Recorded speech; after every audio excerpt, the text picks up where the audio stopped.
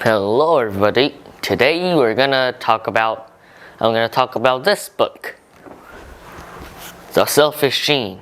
And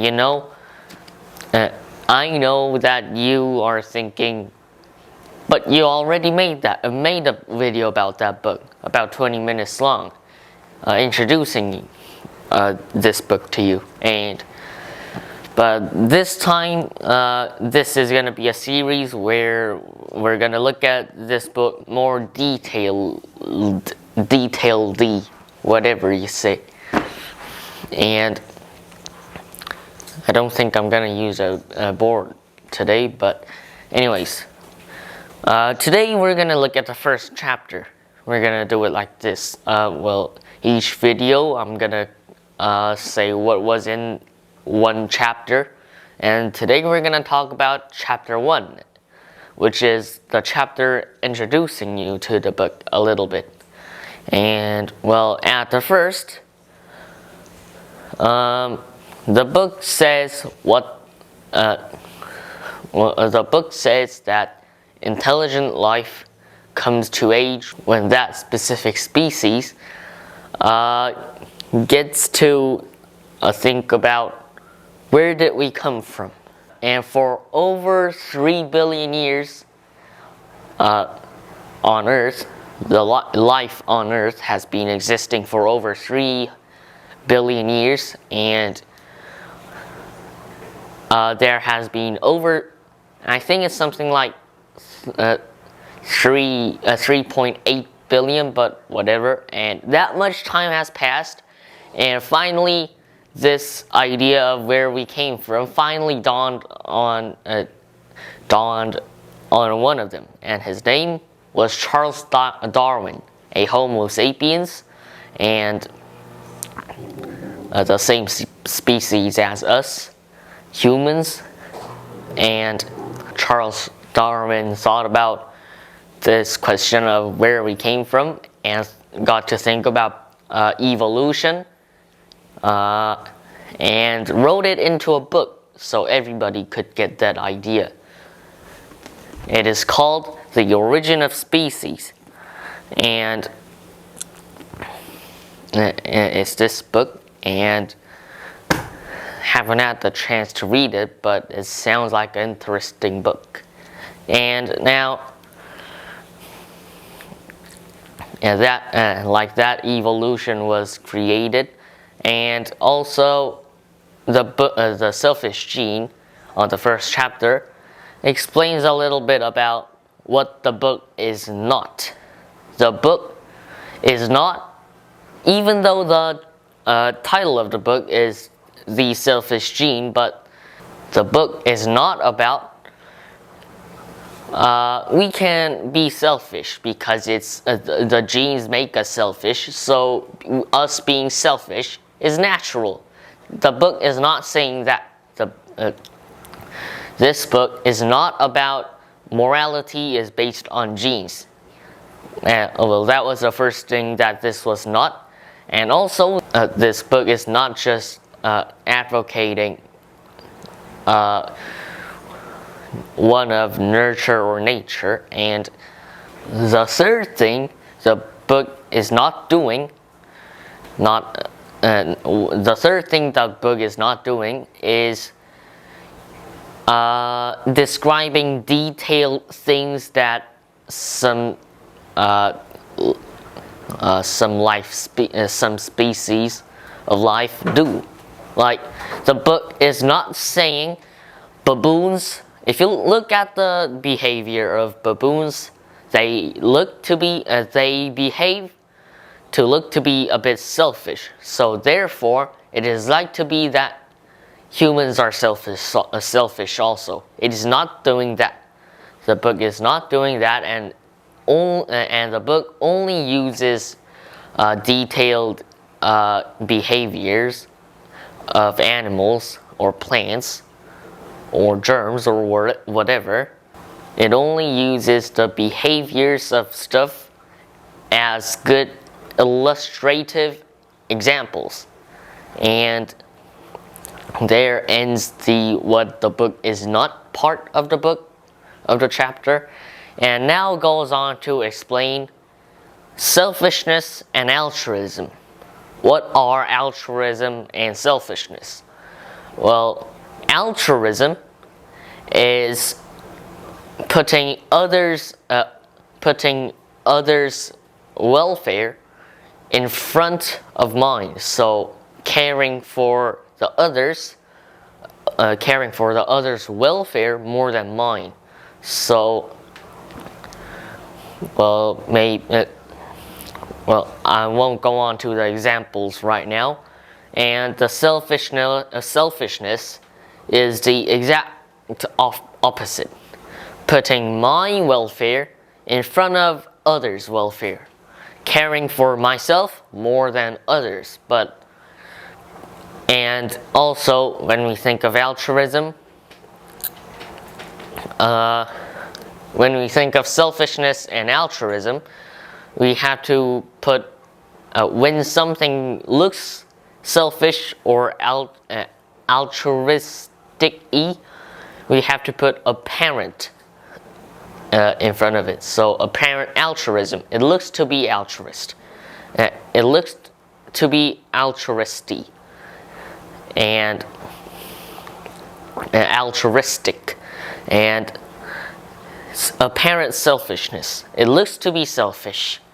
And we're going to look at some examples of apparent selfishness and apparent altruistic, apparent altruism.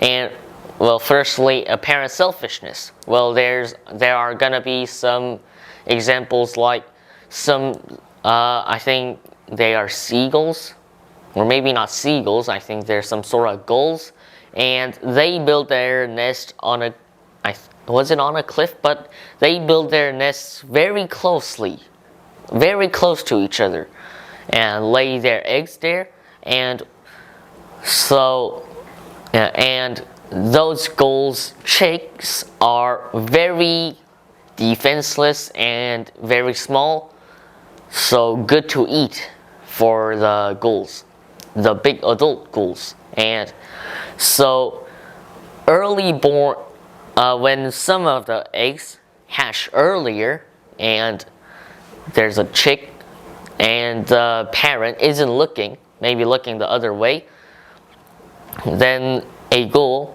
might just stretch their necks and eat that chick and then act like nothing happened.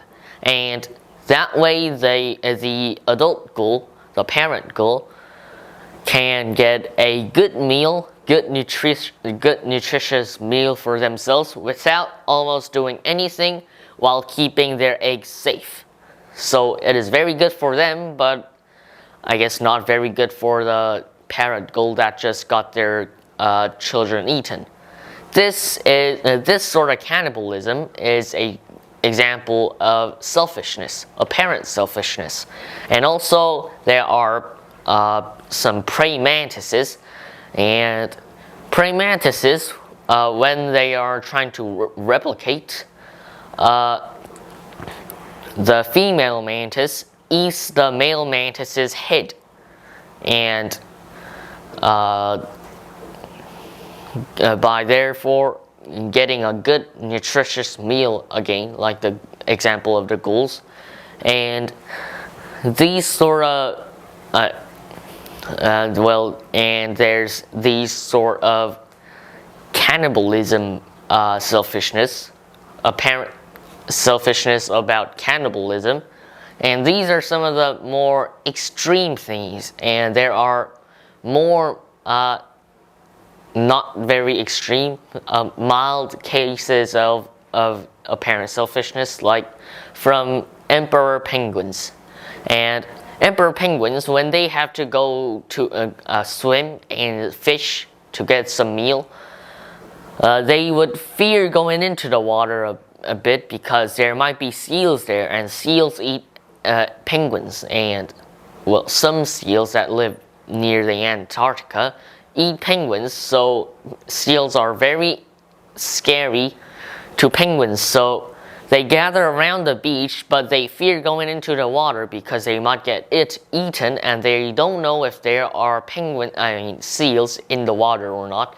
So they wait for a different penguin, to go in the water and check if there's a seal or not. If there is a seal, the penguin would get eaten.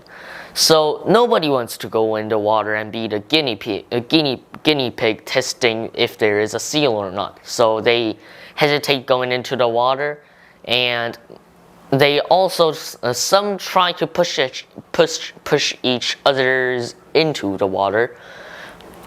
But well, this isn't that extreme of selfishness, but we can still see some apparent selfishness here. And now let's look at examples of altruism. Well, for apparent altruistic examples, well, there are firstly bees, honeybees, worker honeybees, and worker honeybees. Let's say there is a very dangerous and big honey stealer coming, like this Pooh Bear. Winnie the Pooh is coming for a very tasty meal, going for a very tasty meal of some honey, and here's a bee's nest. Pooh thinks that would be a great meal for him, and tries to infiltrate the nest, but there are loads and loads of bees coming out of the nest and attacks the Pooh Bear. And so the bear has to run away and return to safety, and fails to infiltrate the bees' nests. Well, now there are bees, worker bees, using their stingers against honey stealers. Maybe there's a big animal, coming to the bee nests. And trying to steal some honey, trying to eat some stuff from the bee nest. And then, because a very dangerous honey stealer is coming to the bee's nest, the worker bees would get out of the nest, go to that honey stealer animal, and sting them.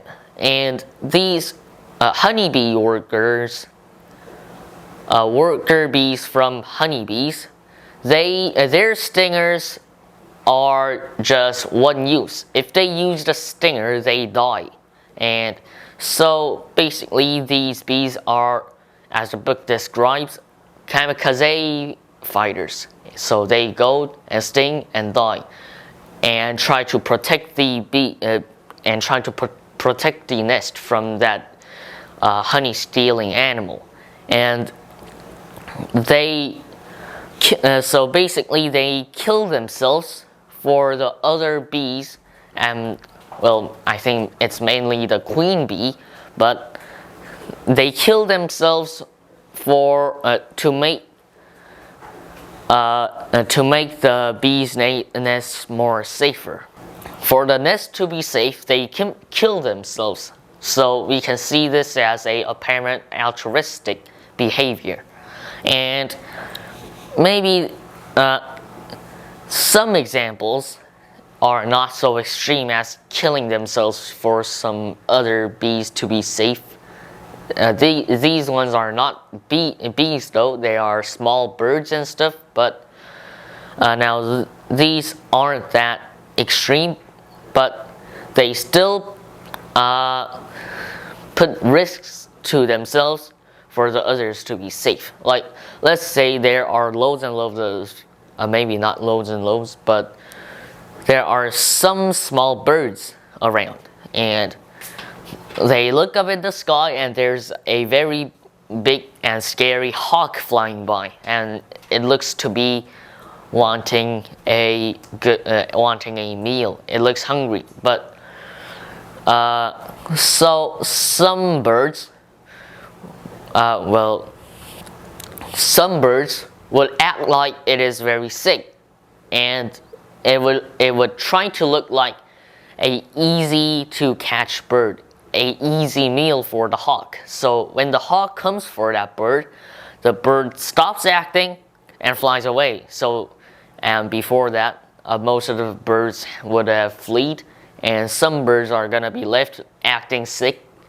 So the hawk comes for them, and now these birds fly away. So the hawk gets nothing, and these birds who risked, well, they could have still got eaten, but if they were lucky, they would have gotten away. But they still risked themselves, risked their lives for the others to be safe. And this is another apparent altruistic behavior. And we also see some altruistic behavior from parents to their children. Like, this is another example from birds. A fox or something is hunting some birds, and the parent bird, well, the children birds will flee, and the parent birds would hold up the wing and act like it's broken and can't fly away. So the fox goes for them, but right as the fox is about to catch them, they fly away and keep themselves safe too, but acting like they have a broken wing and can't flee, in that way they kept the children safe. We can also, like that, we can also see some apparent altruism from parents to children. This mostly happens to almost every species, I think, of animals. And now, like this, we have a good understanding of altruism and selfishness. And when I was defining selfishness and altruism, I said putting the welfare, somebody's welfare in front of mine, or my welfare in front of theirs. But when I say welfare, though, it is about the ability to survive. Maybe that thing somebody did does affect survival very little, so little that it is almost negligible.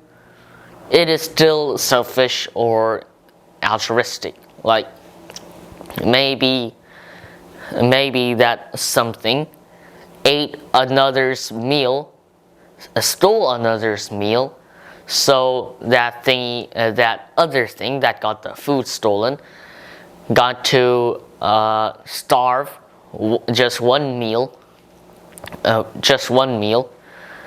This thing, it would affect survival a little bit, but it won't affect survival that much.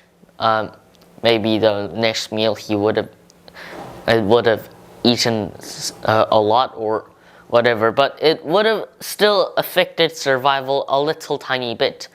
This is still considered welfare. And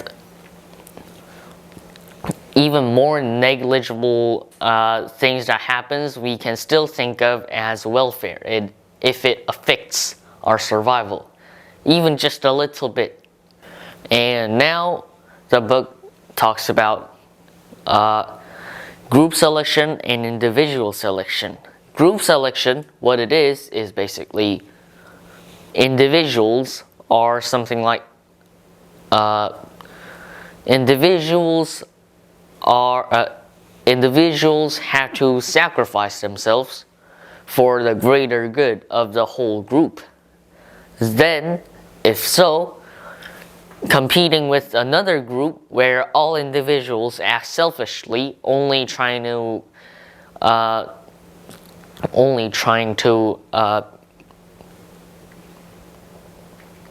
put their welfare in front of others, competing with a selfish individual group, a group consisting of altruistic individuals sacrificing themselves for the greater good.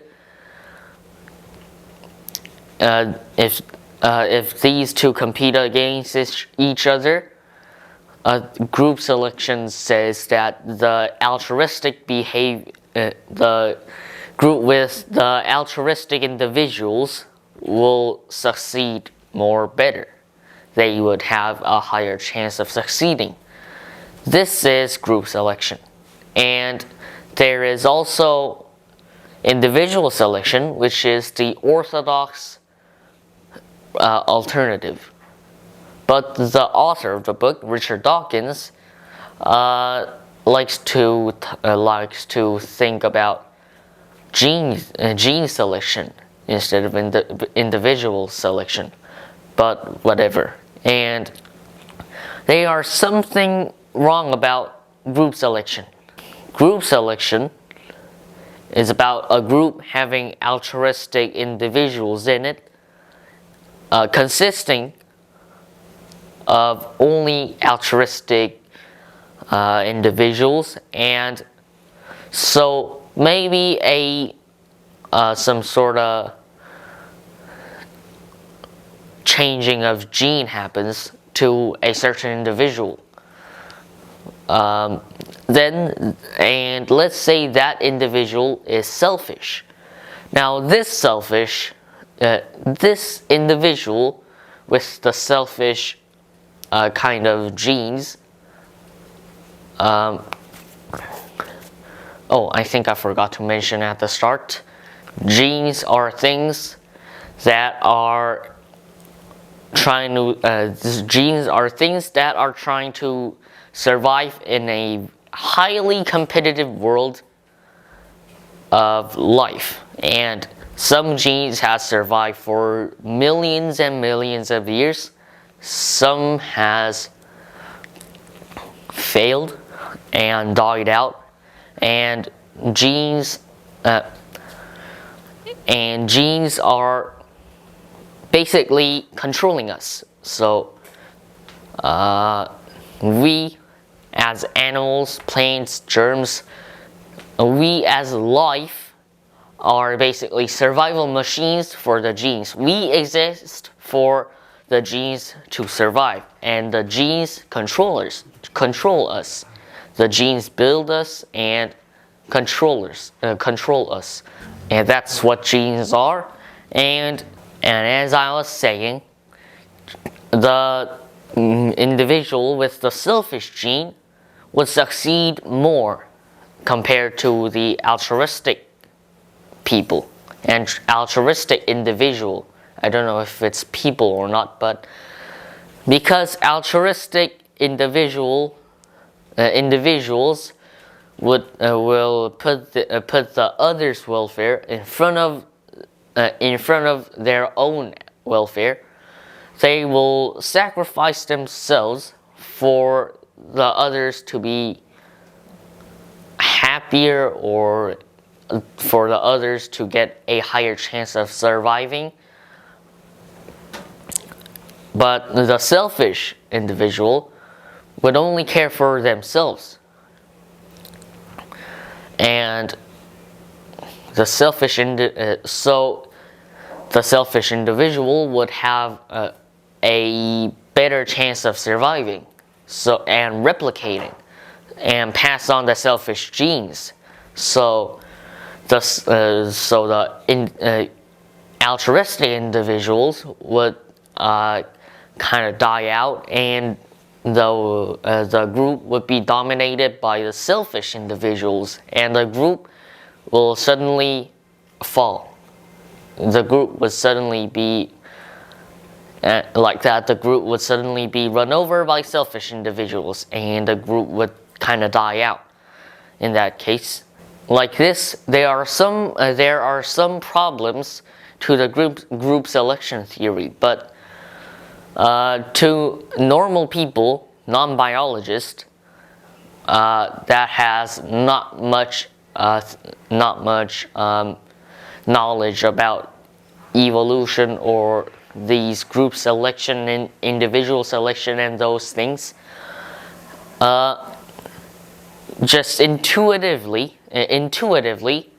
group selection would sound more likely to be true to them, just intuitively, and the reason is because we admire those who put others' welfare in front of theirs. We think of them and that's a really nice person and admire them. And also there are some cultural thingies, maybe not cultural, but kind of shared between humanity.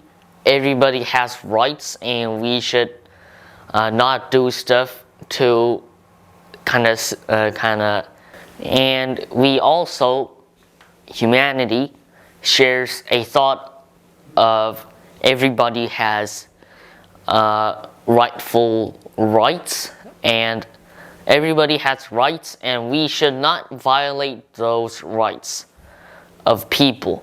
And the reason that group selection is more intuitively making sense to normal people is another reason is that the boundary of should we be altruistic to some people is getting larger and larger. So a long time ago, some sort of patriotism and racism existed, and what those are basically, well, patriotism is about only keeping the boundary of should I be altruistic to them to the same country. So I'm a Korean, so basically being patriotic in this case would be I only be altruistic to the people in Korea. But well, nowadays this isn't that true. This isn't that much happening around the world, and racism is putting the boundary of should I be altruistic to them around races. And these thoughts are dying out, and we are trying to be just altruistic to the whole of humanity, the species of Homo sapiens. We are being altruistic to humans, to Homo sapienses, but to other species of animals, like maybe cows or pigs or those animals, chickens, we eat them. And if a human eats another human, cannibalism, this is considered as the worst crime ever. We consider cannibalism as the worst crime ever, but we happily eat other animals. And we hesitate killing killing some of the worst criminals ever, but we still kill other animals and eat them or do whatever you do with them after killing them. And we don't see killing other species of animals as a crime. So now if we're broadening the border of should we be altruistic to them, why aren't we being altruistic to them? In this sense, racism, patriotism, and speciesism are not that different in this sense. So where should we put the border of should we be altruistic to them? We can solve this by using genes and thinking of genes, and with the idea of genes, the things that control us and the things that replicate and things that needs to survive, we can think of this problem more clearly. And the book goes on to explain on chapter 2 about the replicators.